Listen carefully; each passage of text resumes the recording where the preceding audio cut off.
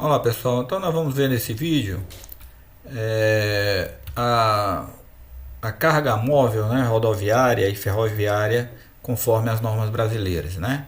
Então seriam as cargas a serem consideradas no projeto de pontes rodoviárias, né, e de pontes ferroviárias. A carga móvel, né, que seria a carga útil, a carga dos veículos, né, que nós vamos examinar. Então nós vamos examinar primeiramente aqui a carga móvel rodoviária, que é objeto da NBR 7188, que é a nossa norma que estabelece as cargas a serem consideradas no projeto, né, de pontes rodoviárias.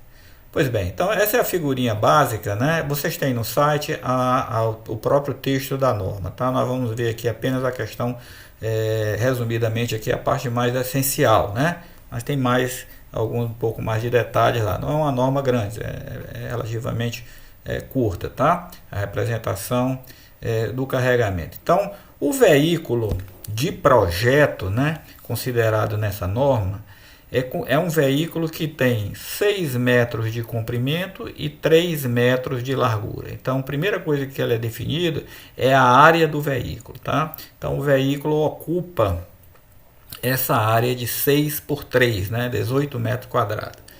Então, depois nós vamos ver o peso desse veículo e a distribuição dos eixos, né, e o peso, portanto, de cada roda desse veículo. Agora, é considerado também, em volta do veículo, uma carga P, minúscula, como está colocado aqui, uniformemente distribuída, né, que vai depender da classe da ponte, tá? Ela vai ser ou de 5 kN por metro quadrado, que é 500 kg força por metro quadrado, né? Ou podendo chegar a 400 kg, né, para os veículos de uma classe menor, de 400 kg por metro quadrado. Então a geometria do veículo seria essa. Essa carga P em volta, ela não tem tamanho, tá? Porque exatamente ela vai ocupar, nós vamos ter que estudar, a posição mais desfavorável em cima do tabuleiro da ponte, né, para o esforço que você está calculando, seja o esforço máximo de momento, por exemplo, na viga ou na laje, né? Então você vai ter que dispor, né, essa carga em cima do tabuleiro, vai ter que estudar a pior posição ou a posição mais desfavorável, né, que vai dar o maior esforço naquela seção que você está considerando. Então, para isso, nós vamos depois definir a questão do que é o conceito de linha de influência, né, que vocês já viram nas cadeiras precedentes aí, eu acho que de mecânica, né? E vamos revisar, porque vai ser muito importante agora, justamente o conceito de linha de influência e superfície de influência, tá? Para a determinação justamente dessa posição mais desfavorável da carga. Pois bem, então, no Brasil, existem 3 classes de pontes, né, que podem ser consideradas. A ponte de classe mais elevada é a chamada ponte classe 45, tá? Que é a utilizada nas rodovias federais e estaduais. Tá? O que significa dizer que a ponte é a classe 45? Significa dizer que o veículo de projeto, que é esse aqui, o peso total dele é 45 toneladas ou 450 kN. Tá? Então, as pontes estaduais e federais são obrigatoriamente calculadas para a classe 45. Depois você tem uma classe com a carga menor, que seria a classe 30, tá? Em que o veículo vai pesar 30 toneladas. Tá? E aqui também, eu acabei esquecendo, né? Existe a tabelinha da carga externa, né? Que é o valor do P minúsculo. E existe também um P' que não está nem representado nesse desenho, que é a carga a ser considerada nos passeios, né? Às vezes a ponte tem a área do veículo, né, e a área de pedestre. Então, na área de pedestre pode se considerar uma carga menor. Então, por exemplo, na classe 45, o veículo pesa 45 toneladas ou 450 kN. A carga em volta do veículo é de 5 kN por metro quadrado. E a carga no passeio, né, ou na calçada, vamos dizer assim, onde só passa pedestre, seria de 3 kN por metro quadrado ou 300 kg por metro quadrado, tá? Na classe 30, então nós vamos ter um veículo mais leve, 30 kN, tá? 30 toneladas, ou seja, 300 kN, tá? A carga externa, ou chamada carga de multidão, né? É 500 kg por metro quadrado, é igual a da classe 45. E também o passeio permanece 300 kg por metro quadrado ou 3 kN por metro quadrado.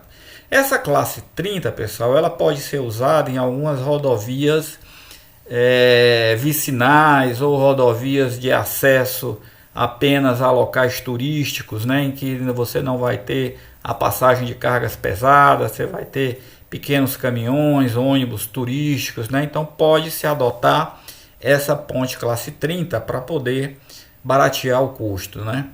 E finalmente a gente tem a classe 12, né, que seria uma classe menor ainda de carregamento, né, em que eu tenho um peso total do veículo de 12 toneladas, com, portanto, 120 kN, né? A carga de multidão em volta é 4 kN por metro quadrado e a carga no passeio continua o mesmo, né? De 3 kN por metro quadrado. Tá certo? Então essa é a carga, né? Essa vamos dizer assim, os dados básicos, né, do carregamento de carga móvel aqui no Brasil. Então vem logo uma primeira pergunta aqui, né? Nós temos só um veículo, né, considerado, né, que é uma coisa estranha, né, porque normalmente existem composições, né, de caminhões em cima da ponte e tal. Como é que isso aí seria considerado, né? Bom, esse nosso modelo de carga, né, ele é copiado ainda das normas alemãs, né, ainda lá dos anos 30, né, no século 20, tá? Em que esse modelo era baseado, né, vamos dizer assim, num conceito militar, né, em que o veículo de projeto seria um tanque, né, um tanque de guerra, e a carga em volta seria veículos menores ou a própria infantaria, né? Então esse era o conceito, né, de carga móvel desenvolvido lá pelos anos 30 lá na Alemanha, que foi então copiado no Brasil, mas com a intenção de usar as tabelas que nós até vamos ver mais na frente, de dimensionamento de laje de tabuleiro, as famosas tabelas do Risch, né, que permitem calcular os esforços de carga móvel, né, de ponte rodoviária para a laje do tabuleiro de pontes. Então talvez tenha sido mais com essa intenção, né, que esse modelo de carregamento foi adotado, tá? Esse carregamento permanece até hoje, né, embora as normas europeias tenham evoluído bem, né, o Eurocode hoje considera já veículos, né, embora considere um único veículo por faixa, né, mas ele vai considerar um veículo mais pesado caminhando em cima de uma faixa da ponte, na outra faixa seria um veículo mais leve. De qualquer forma, eles já não estão tratando mais apenas com um único veículo, tá? Mas isso foi tem essa reformulação do Código Europeu, veio muito em cima da possibilidade hoje em dia de toda essa análise ser feita automaticamente através de programas computacionais, né? Porque imagine você considerar essas várias hipóteses, né, de caminhões em cima da laje, fazer isso manualmente, como era feito, vamos dizer assim, nos anos 30, né, quando esse modelo de um único veículo foi adotado. Então, com o advento então dessas programações automáticas, e o computador faz o estudo, né, das posições mais desfavoráveis do veículo, então as normas se permitiram a considerar uma situação mais parecida com a realidade atual, né? Mas a norma brasileira ainda, já houve algumas discussões mais recentes de alteração, né, dessa norma, tentando talvez encaminhá-la para uma nova readaptação parecida com a que está posto hoje no Eurocode, né? Mas isso ainda não foi implementado e essa norma ainda está em vigência. Nós vamos ver que esse texto aqui é de 1984, mas ele sofreu recentemente uma alteração tá? Mas que não mudou essa questão da geometria, por isso que ela está sendo apresentada ainda, tá? Ela mudou apenas alguma parte do chamado coeficiente de impacto vertical, que é um assunto que nós vamos ver mais na frente. Então, mas por que não mudou? Porque foram feitos novos estudos, né? Em função de quê? Em função das situações reais de tráfego que existe no Brasil, né? Considerando as situações em cidades com tráfego bastante intenso, né? Como por exemplo na cidade de São Paulo, né? Nas rodovias do interior de São Paulo e em outras localidades, é feito estudo de tráfego e pesagem desses veículos, né? E pega-se algumas pontes típicas e se analisa os esforços, né? Quando se submete essas pontes características, né? A esse tráfego que seria o tráfego real no Brasil. E o que se constata é que ainda esse modelo aqui de veículo único mais pesado com carga distribuída, né, ainda dá esforços maiores, né, ou iguais aos modelos simulando a situação real. Querendo dizer o quê? Querendo dizer que esse modelo, que não é um modelo realístico, né, é um modelo meramente de projeto, né, ele ainda é satisfatório, né, para atender a situação real de tráfego existente no Brasil. Então, por isso é que esse modelo de carga móvel ainda é adotado, né, no Brasil, e acredito que por algum tempo ainda, tá? De sorte que essas verificações mais recentes constataram que esse modelo ainda pode representar, né, de alguma forma, ou não há risco, né, em adotar esse modelo aqui para o projeto em face do que está acontecendo efetivamente no tráfego real, né? Então é simulado engarrafamentos, as simulações reais com os pesos, né, atuais dos nossos veículos, tá? Então, quando um veículo, por exemplo, novo, um caminhão, alguma coisa, tem que ser lançado no Brasil, né, os órgãos, por exemplo, tipo DENIT, tem que aprovar o peso dos eixos, etc., para verificar se esse veículo, ao passar pelas pontes, né, não vão danificar, né, as nossas pontes, tá? Se os esforços que vão produzir na estrutura vão ser menores, né, do que os esforços para quais elas foram calculadas, ok? Bom, historicamente também, acho que é bom falar isso, porque às vezes você pode estar numa situação de examinar pontes bem mais antigas, né?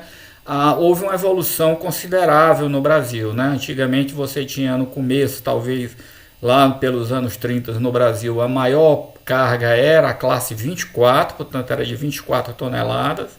Depois, já nos anos 60, aparece a classe 36, portanto 36 toneladas, né? E agora vem nos anos 80 já, né, o surgimento dessa classe 45 que permanece até hoje. Na Europa existe uma classe ainda maior do que essa aqui para as autoestradas, que seriam as pontes com classe 60, né, que passam caminhões bem mais pesados. Aqui no Brasil, também, como eu já comentei, foi feito esse teste com a circulação dos veículos atuais, incluindo esses novos caminhões, bitrens, etc., né, e verificou que a classe 45 ainda atende perfeitamente, né, a essas situações atuais. Ok? Então é esse o nosso veículo, tá, de projeto. Agora vamos examinar mais de perto aqui como que é a geometria interna, né, desse veículo aqui, que é o veículo de projeto. Então nós vamos ter para a classe 45 e 30, tá? O veículo tem 3 eixos, como vocês estão vendo aqui, portanto vai ter 6 rodas, né? Nós vamos ter 6 rodas. Essas rodas estão afastadas longitudinalmente de 1,50 m, que é a distância entre eixos, né? E tem mais 1,50 m até a frente e mais 1,50 m para trás, fechando 6 metros, né? Que é o comprimento do veículo.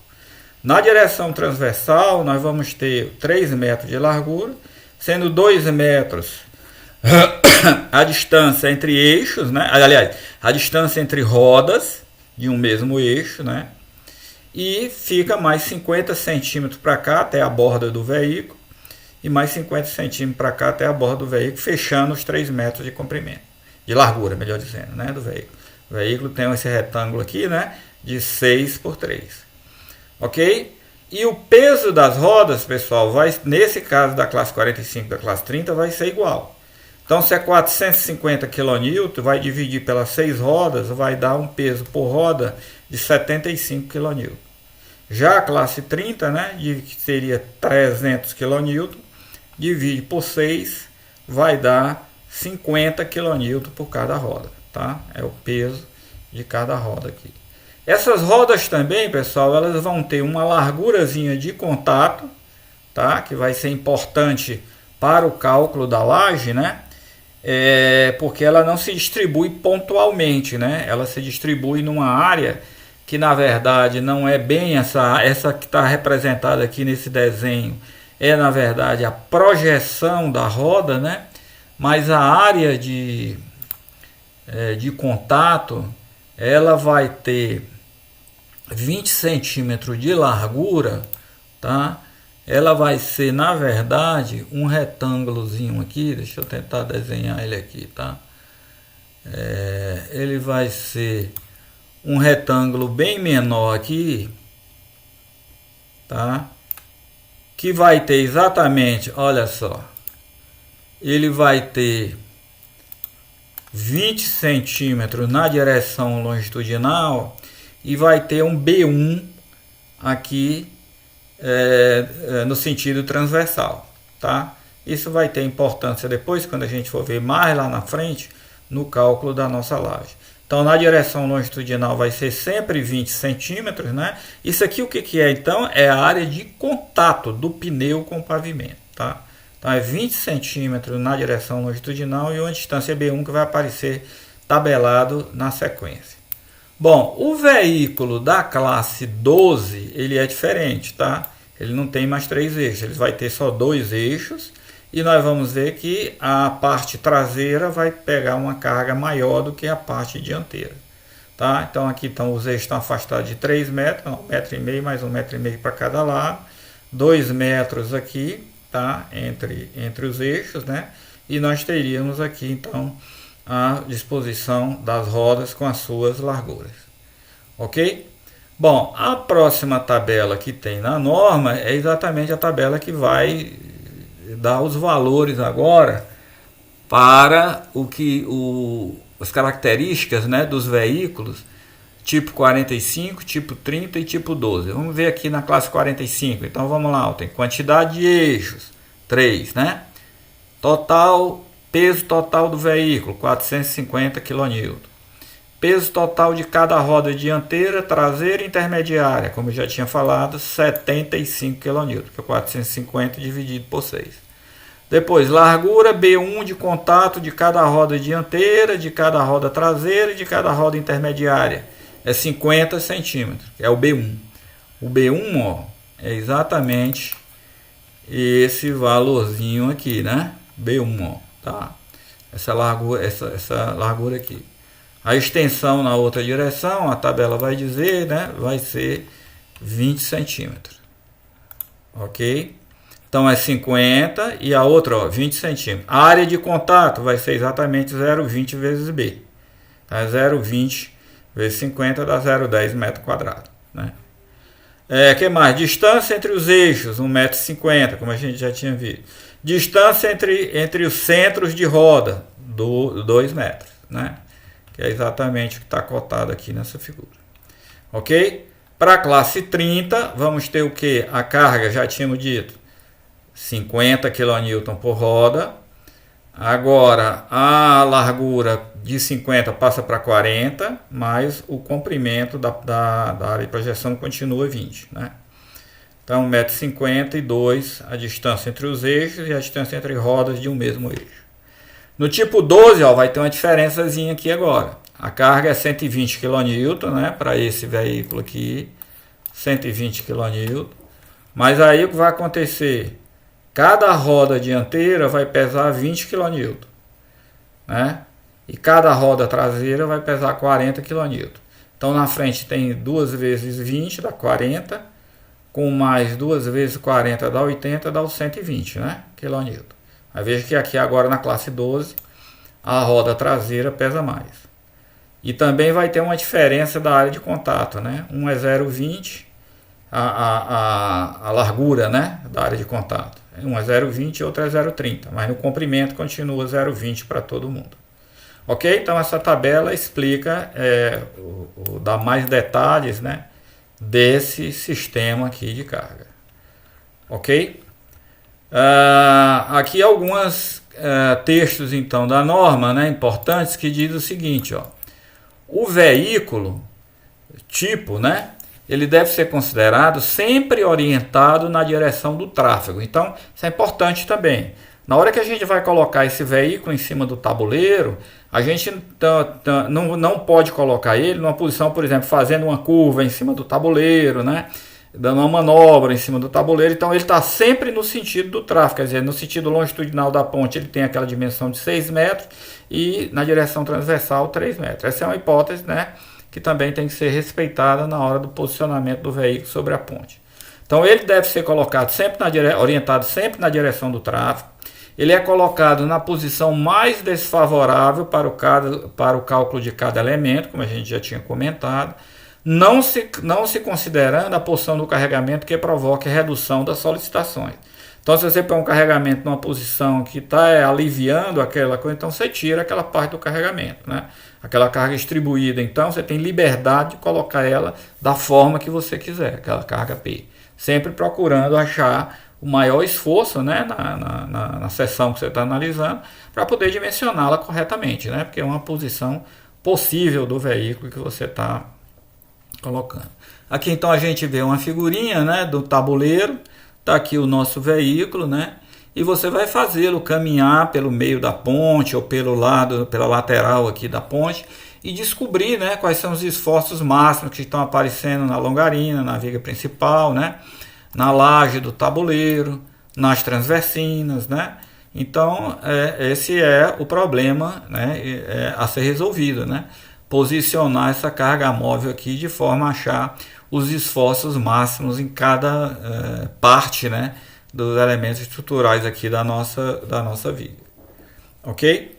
Bom, uma outra coisa que precisa ser levada em conta quando a gente está falando de carga móvel é o chamado coeficiente de impacto vertical, tá?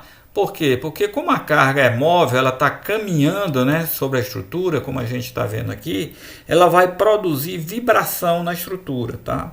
Ela está mudando de posição ao longo do tempo, né? Então está fazendo a estrutura vibrar, o que caracteriza o chamado comportamento ou resposta dinâmica da estrutura, tá? Então, ela passando bem devagarinho, né, essa carga, ela quase não vai gerar vibração, né? E os esforços poderiam ser calculados, né, imaginando a carga parada em cada posição, faz o cálculo dos esforços, coloca a carga em outra posição e calcula os esforços, né, considerando que ela está parada, ou seja, fazendo uma análise estática. Mas não é isso que acontece, tá? A carga passa com uma certa velocidade, produzindo vibração na estrutura. E essa vibração faz com que os esforços calculados sejam maiores do que os esforços que você considerasse que a carga parada em cada uma das posições, que seria a análise estática. Então precisaria fazer uma análise dinâmica, que é um pouco mais complicada. Precisa levar em conta agora no equilíbrio, né, as forças de inércia geradas por essa aceleração ou vibração, né, que a gente está falando, da estrutura. Então, para fugir dessa análise mais complicada, que seria a análise dinâmica, que hoje também já é uma coisa mais, vamos dizer assim, mais acessível, né, em função dos programas de análise estrutural que incorporam análise dinâmica também, já seria possível, né, mas ainda para facilitar o projeto, né, facilitar a execução e não ter que adentrar, vamos dizer, numa análise dinâmica assim mais complicada, a norma permite que a gente faça a análise estática da estrutura, ou seja, considerando o veículo parado em cada posição que a gente queira analisar, tá? Mas aí no final a gente tem que multiplicar os esforços obtidos da carga móvel por um fator que é o chamado coeficiente de impacto vertical, justamente para considerar o efeito, tá, dessa vibração da estrutura, né, do efeito dinâmico na estrutura. Então esse coeficiente de impacto vertical, que é chamado de CIV, né, ele não é um coeficiente de majoração, tá? Não é um coeficiente de segurança. É um coeficiente de correção da resposta estática em função do fato de que a estrutura vai ter uma resposta dinâmica e não uma resposta estática. Então isso foi uma das coisas que mudou, né, que foi implementada, né, na nova versão da 7188, né, em relação ao texto de 1984. Essa nova modificação é relativamente recente, eu acho que é de 2018, tá, que foi implementado então. Então o que é que diz com relação ao impacto vertical? A carga Q, tá, em kN e a carga distribuída Q em kN por metro quadrado, que são já o resultado, né? Porque as cargas originais, nós vimos aqui, são P maiúsculo, tá? Que é o peso da roda, e o P minúsculo é a carga de multidão. Então ele está dizendo que a gente deve majorar as cargas, né, desse coeficiente de impacto, né, para levar em conta então o efeito dinâmico. Então tem dois caminhos aí, pessoal. Como a gente vai fazer uma análise estática, tanto faz, aliás, vamos fazer uma análise estática admitindo que a estrutura tem um comportamento elástico linear, então tanto faz a gente multiplicar a carga por esse coeficiente de impacto, como deixar para multiplicar depois apenas os esforços, né, que já é o resultado da análise. Porque se aumentar a carga, os esforços aumentam na mesma proporção, né? Por quê? Porque estamos imaginando um comportamento elástico linear. Tá certo? Mas a norma então adota aumentar a carga, porque pode ser que o projetista esteja analisando uma estrutura que não tenha comportamento linear, né? Ele teria que levar em conta o comportamento não linear da estrutura e, portanto, a majoração deve acontecer na própria carga. Então ele diz o seguinte, ó, que você deve ser considerada uma carga Q e uma Q maiúscula, né, em kN, e uma carga distribuída Q em kN por metro quadrado são os valores da carga vertical móvel aplicados no nível do pavimento, iguais aos valores característicos majorados pelos. Aí ele dá os coeficientes. O C e V, que é o coeficiente de impacto vertical, um coeficiente do número de faixas, que ele está chamando de CNF, coeficiente de número de faixas, né? Que é para levar em conta o fato da ponte ter várias faixas, né? E curiosamente você vai pensar, se tem mais faixas, né? Deve aumentar esse coeficiente, né? Porque pode ter mais caminhões ali, engarrafados, etc. É justamente o contrário, né? Porque quando eu tenho mais faixas, eu vou distribuir melhor. Então vocês vão ver que esse coeficiente de número de faixas, ele faz, com o número de faixas for maior do que 2, ele vai diminuir o valor da carga. E finalmente aparece aqui nessa norma nova um chamado coeficiente de impacto adicional, que ele só deve ser aplicado para algumas regiões da ponte, né? Isso é um assunto novo, é um coeficiente novo que também foi introduzido em função da verificação de patologias, né, na nossa malha rodoviária, patologia das pontes da nossa malha rodoviária aqui no Brasil, né, sobretudo nas extremidades das pontes, né, no ponto de entrada, né, da saída do pavimento para a ponte, que dá um impacto, né, da entrada na ponte, onde tem juntas, né. Então nessas regiões resolveu-se aumentar essa carga, né, para quando a carga estiver nessa região, ela deve ter um valor maior, justamente para tentar colocar uma estrutura mais reforçada naquela região, para evitar essas patologias. Eu não sei se isso é uma boa política e tal, mas foi uma coisa que foi colocado aí, né? Então tá em vigência, né? Portanto, a carga a ser considerada no projeto tem que ser aquela carga P que está naquela tabela que a gente mostrou, multiplicada por esses três coeficientes aqui, CIV, CNF e CIA, tá? Tanto majora a carga P, como majora aquela carga P de multidão, tá? Bom, a fórmula que dá o CIV, que é o coeficiente de impacto vertical, ela diz o seguinte, ó, ela vale 1,35, menor do que 10 metros, e o CIV tem essa fórmula, que é 1 mais 1,06 vezes 20 dividido por LIV mais 50, para estruturas com vão entre 10 metros e 200 metros. Tá? Então essa é a expressão que seria validada nesse intervalo aqui de 10 para 200 metros. Quem é o LIV? O LIV é o vão em metros para o cálculo de CIV conforme o tipo da estrutura. Então o LV igual a L para a estrutura de vão isostático, que é o próprio L da estrutura. É a média aritmética dos vãos no caso de vãos contínuos. Se eu tiver vários vãos, né, eu posso tirar uma média aritmética para ter um único coeficiente de impacto para a ponte. E o LV é o comprimento do próprio balanço se eu tiver a estrutura em balanço. Então, se a carga estiver no balanço, ela tem que ser multiplicada pelo coeficiente de impacto relativo àquele balanço. E ela é sempre o vão em metros, né? E aqui, pessoal, a gente tem, para a gente ter uma ideia, né, do valor desse coeficiente de impacto, nós vamos ter, numa curva verde, que é a que nós vamos usar mais, o coeficiente de impacto para uma situação de duas faixas, né? Sim, o número de faixas, vamos ver aqui. Então, CNF, está aqui. CNF é o coeficiente de número de faixas. Ele vale essa expressão aqui, né? Então, se a gente tiver duas faixas, ele vai valer 1, né? E esse coeficiente também não pode ser menor do que 0,9. Então, N é o número inteiro de faixas de tráfego rodoviário a serem carregadas sobre o tabuleiro transversalmente contínuo. Acostamentos e faixas de segurança não são faixas de tráfego da rodovia. Então, é onde o veículo pode andar. Tá? Esse coeficiente não se aplica para o dimensionamento de elementos estruturais transversais ao sentido do tráfego, as lajes e as transversinas. Vai ser usado apenas para os elementos longitudinais, né, que seriam as longarinas. Né?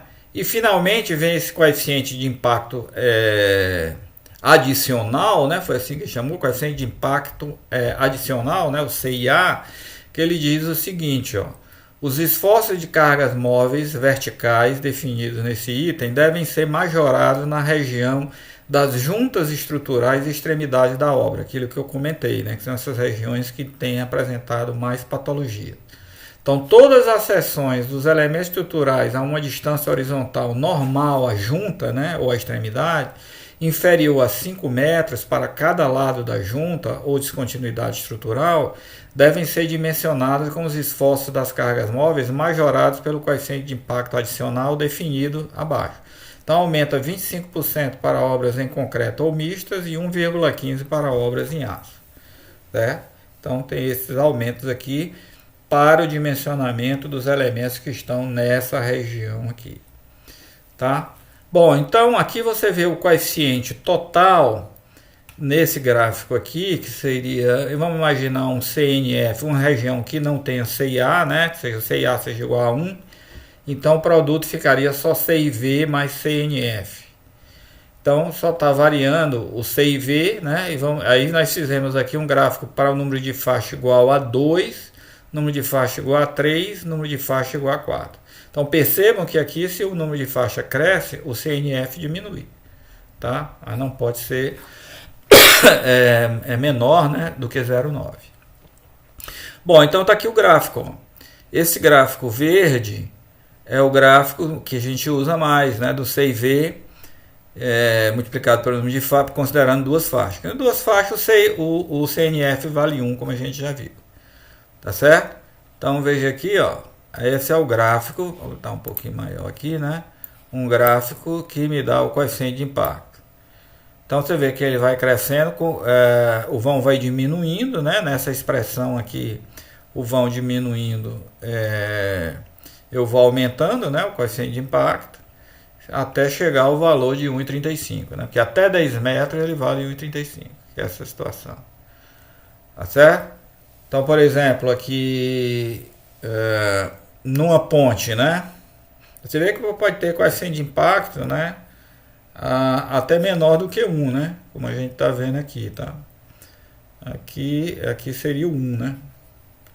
Então, como ele está dizendo que vale até 200, se eu tiver numa situação com 4 faixas, que é esse diagrama, eu posso ter, por exemplo, a partir de 135 metros, o coeficiente já seria menor do que 1, né? Coeficiente de impacto.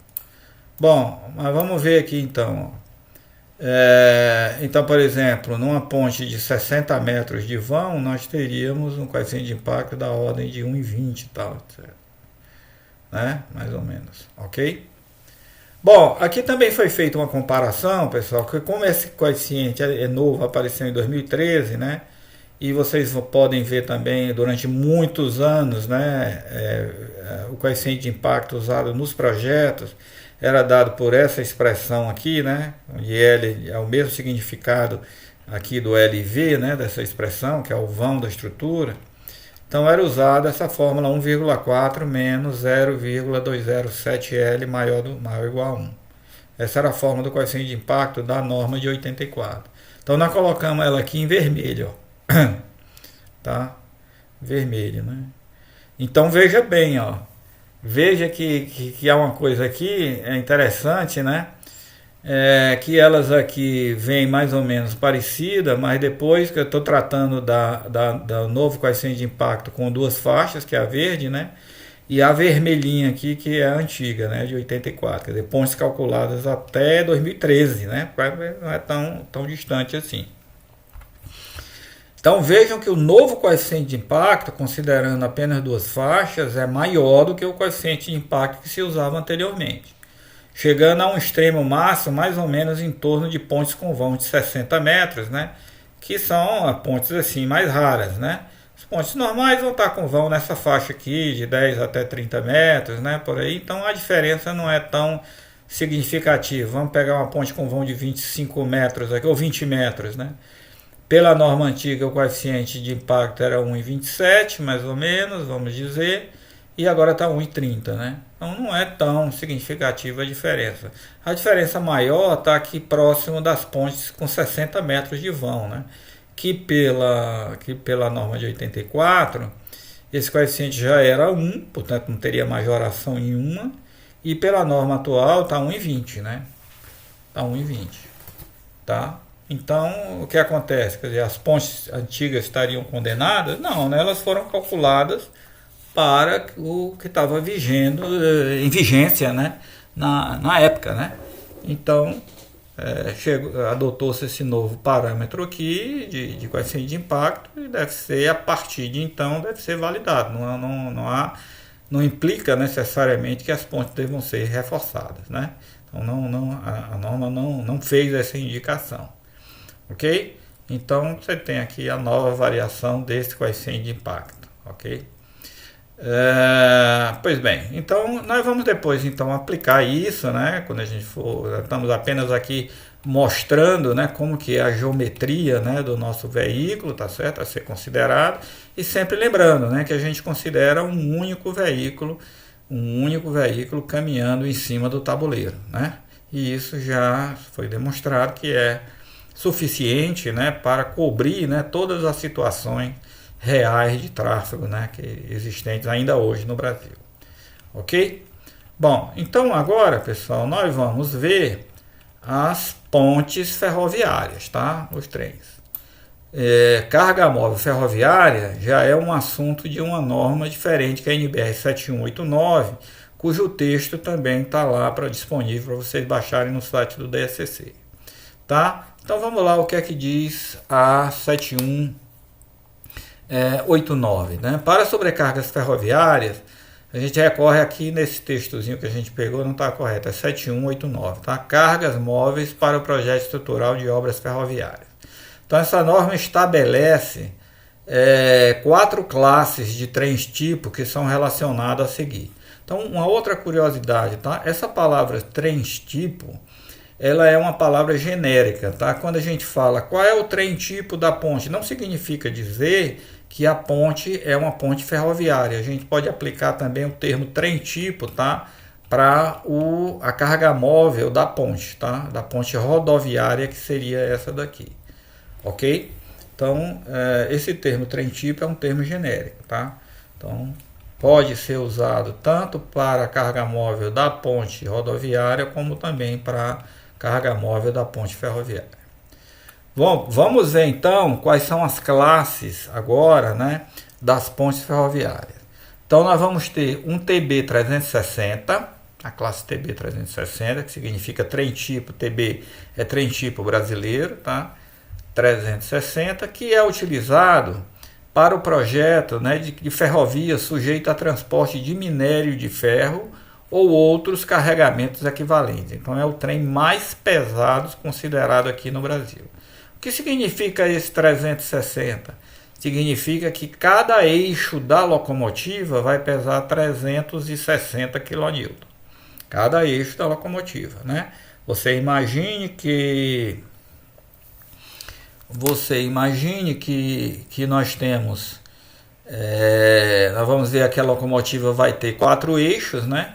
Então a carga total vai ser muito mais pesada, né, do que a carga de um veículo rodoviário, né?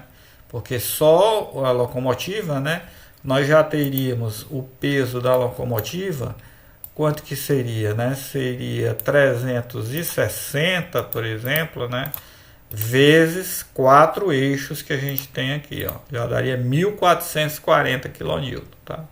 Ao passo que o veículo mais pesado rodoviário, quanto que é a classe 45, né? 450 kN. A gente divide aqui por 450, então a locomotiva pesa 3 vezes mais, né? Só a locomotiva, né?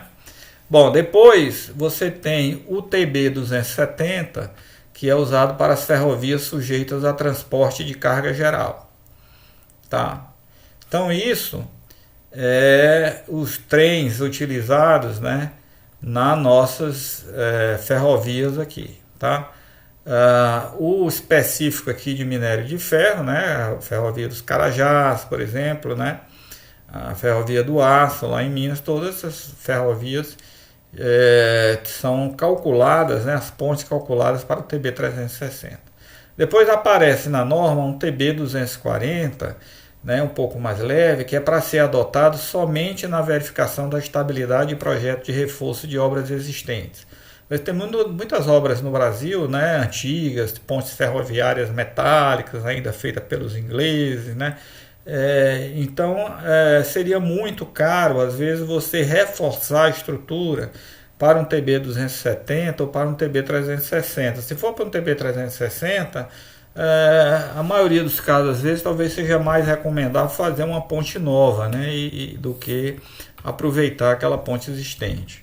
Então, às vezes, para não encarecer demais, se você quer usar para uma rodovia, uma ferrovia de tráfego geral, de carga geral, não precisa elevá-la até o 270, pode trabalhar com 240, tá?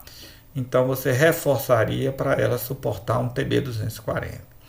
E finalmente existe a última categoria aqui, que é o TB 170, que ele é utilizado, que é o de transporte de passageiros em regiões metropolitanas ou suburbanas, que é o nosso ponte, é a nossa carga móvel ferroviária do metrô, né? Então seria a carga metroviária, né? Como a gente chama. O peso significa dizer que a locomotiva do metrô ela vai ter 4 eixos, né? Cada um deles pesando 170 kN.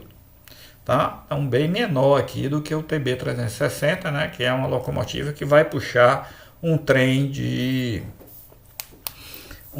minério, tá? Bom, como o trem, né, diferentemente da carga rodoviária, ele vai seguir sempre na linha, sempre na mesma posição, a gente pode fazer o desenho dele de forma linear aqui, né? Embora sabendo, né, que vai ter uma figurinha aqui depois, né, que ele vai atuar nos 2 trilhos, né? Nos 2 trilhos, tá? Então vai ter uma carga atuando aqui e uma carga atuando aqui, né? Então o que a gente está colocando aqui é já o valor, né, total das 2 cargas. Então nós vamos ter uma locomotiva, e aí também da forma igual com o veículo, né? A gente considera uma única locomotiva na composição, embora a gente saiba, né, que na linha férrea muitas vezes um trem pode estar sendo puxado por 2 locomotivas, mas para efeito de projeto, né, isso não é considerado, tá? Considera-se apenas uma única locomotiva com 4 eixos. E esses eixos, pessoal, vão estar afastados aqui por essas dimensões aqui, ó. Aliás, B, C e B, né? E essas cargas laterais aqui distribuídas são exatamente o que? Os nossos vagões, né?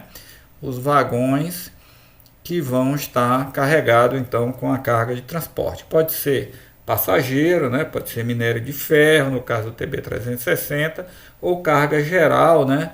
No caso do TB270. Tá? Agora uma coisa curiosa aqui, né? Nós vamos ter vagão com carga cheia, vagão cheio, que é o carga Q, tá? E o vagão vazio ou descarregado, que é a carga Q', só o peso normal do vagão, tá? São vagões carregados e descarregados, tá? Mas por que vai interessar, né, o peso apenas do vagão descarregado? Isso aí é o seguinte, tá? Porque como a gente vai estar atrás de posicionar, né, da mesma forma como a gente falou lá para a carga móvel rodoviária, nós vamos estar interessados em posicionar essa composição aqui, tá? Num trecho, na estrutura, de forma a achar a posição mais desfavorável, tá? A gente vai ter situação em que eu tenho um trecho, por exemplo, numa ponte com 3 vãos, tá? Vamos imaginar assim. Então eu posiciono ela como, se eu quero achar isso, talvez a gente tenha aqui uma figurinha, tá? Na parte aqui de linhas de influência, que eu acho que pode ajudar aqui, tá? Vamos ver a gente a entender isso aqui. Vamos ver se a gente vê aqui, linha de influência de estrutura de vigas contínuas, tá? O que pode, aqui está no caso de apenas 2 vãos. O interessante era que tivesse 3 vãos, tá? Mas talvez a gente possa imaginar o seguinte, ó, vamos imaginar que eu esteja interessado no momento fletor máximo no meio desse vão aqui, tá? Então eu sei que quando a carga estiver nesse vão, ela vai dar momento positivo. Portanto, colocar a carga aqui está certo, né? Porque vai aumentar o meu momento positivo. Colocar a carga nesse vão não vai dar certo. Por quê? Porque quando a carga está nesse vão, essa linha de influência está informando que está dando momento negativo lá, portanto eu estaria aliviando a minha seção S. Se eu construísse um terceiro vão, que não está apresentado aqui, essa linha de influência, pessoal, ela descia e ia aparecer de novo uma situação positiva, indicando que se eu carregar o terceiro vão, eu vou dar momento positivo aqui também. Então eu teria que carregar o terceiro vão, que seria uma situação em que aumentaria o meu momento positivo, tá? Então se eu estou com uma carga rodoviária, eu posso colocar o veículo aqui e a carga de multidão também aqui, deixar esse vão vazio e carregar com a carga de multidão o terceiro vão, né? Porque o veículo eu só posso colocar uma vez. Então põe o veículo aqui no meio desse vão, a carga distribuída que ainda couber aqui e mais a carga distribuída no terceiro vão, ou seja, ocupando só as regiões que dão um momento positivo no vão. Agora, se eu estou com um trem, né, ferroviário, eu não posso ter um trem em que eu tenha a locomotiva aqui, vagões aqui, nada, nenhuma carga nesse vão e vagões lá do outro lado, porque não é possível ter um trem assim, né? Então uma parte do trem, uma corda e o resto do trem aqui. O trem tem que seguir sempre junto. Então se eu quiser colocar a locomotiva aqui, alguns vagões, e quiser colocar vagão do outro lado aqui, eu tenho que colocar vagão aqui também nesse vão. Mas ao colocar vagão nesse vão, eu estou aliviando aqui. Então, se eu quiser colocar vagão aqui, eu vou colocar que tipo de vagão? Para minimizar o alívio, eu vou colocar o vagão vazio. Tá? Então, se eu quiser considerar vagão cheio no terceiro vão, eu preciso colocar vagão aqui, mas aí eu vou colocar vagão vazio. Tá? Vagão vazio aqui, vagão cheio aqui com locomotiva e vagão cheio lá no terceiro vão. Tá certo, pessoal? Então é por isso que aqui na carga, na nossa carga ferroviária, aparece a história do peso, né, do vagão vazio. Justamente quando você tem que fazer aquelas considerações. Tá certo? Bom, e aqui então vem só uma tabelinha mostrando quem é o peso então de cada eixo, né? No TB 360, então cada eixo da locomotiva pesa 360 kN, o vagão cheio 120 kN e o vagão vazio 20 kN. Quem é o A, o B e o C? Tá aqui, o A é 1 metro, o B é 2 metros e o C é 2 metros, tá? Também. Então com isso você constrói a geometria aqui da sua locomotiva, tá? E do seu vagão, tá? Aliás, o vagão tem comprimento, né, indefinido, né? Que é você que vai definir a extensão, né, do trem de forma a dar o carregamento mais desfavorável. Ok? No TB 270 também estão dadas as mesmas informações. E aqui tem uma informação curiosa, né, para a locomotiva do trem de metrô, tá? Então você vê que ele tem um A de 11 metros, que é essa distância aqui, entre o primeiro eixo até o eixo de vagões, e mais 11 metros aqui para o outro lado. E aqui o B é 2,50 e o C é 5 metros, tá? Então essa tem essa peculiaridade aqui, né? A distribuição dos eixos da locomotiva do trem tipo do TB do TB 170, né? Que é o trem ferroviário, metroviário, né? Então aqui você vê a situação, aqui a locomotiva, né? Do TB 360, por exemplo, né? São 4 eixos de 360 e mais os vagões aqui de 120, né? kN seria o vagão cheio, né? O vagão cheio. Aqui você vê que você tem na superestrutura aqui do pavimento, né? Você vai ter os trilhos, o dormente, né? Que pode ser de madeira ou de concreto, e o lastro, né? Que distribui aqui para base e subbase, distribuindo aqui essa carga, né? Numa região aqui de 3 metros. Isso para o dimensionamento aqui de uma laje ou da base, né? No caso aqui da pavimentação.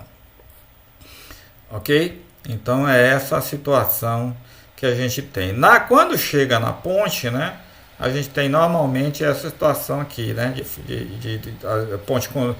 As pontes são mais estreitas, né? As pontes de uma linha singela, né? Por exemplo, vai dar em torno de 5,85 a 6 metros de largura, né? Esse é um desenho típico, por exemplo, das pontes que foram utilizadas aqui na Transnordestina, né? Por exemplo. Então você tem aqui uma ponte com vigas pré-moldadas, né? Ponte de seção tipo I, a laje do tabuleiro, né? Concretagem aqui da laje do tabuleiro, o lastro, normalmente um lastro de brita com dormentes. E aqui você tem a bitola mais usual hoje de 1,60 m, e aqui ainda, nesse caso, foi concebida ainda a bitola de 1 metro, tá?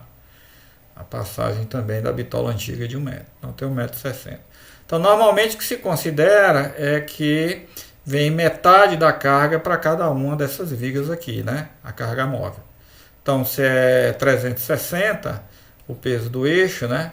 Vem uma carga de 180 para cá e uma carga de 180 para cada trilho, portanto uma carga de 180 vai como uma distribuição simétrica aqui, né, para cada uma das longarinas aqui. Tá certo? Nas pontes ferroviárias, pessoal, também se utiliza o coeficiente de impacto, tá? Então nessa norma brasileira, que é a 7189, a expressão que dá o C e V da ponte ferroviária é essa aqui, 0,001, né? Que multiplica 1.600 menos 60 raiz de L, L é o vão também, mais 2,25 L, sempre maior ou igual a 1,20 esse resultado aqui. Tá? Então não se deve considerar um coeficiente de impacto menor do que 1,20 nas pontes ferroviárias. Ok? Então é isso. Então essa é a geometria, né? Da nossa carga móvel considerada, né, pelas normas brasileiras, ok? Então é isso que a gente tinha que apresentar nesse vídeo aqui.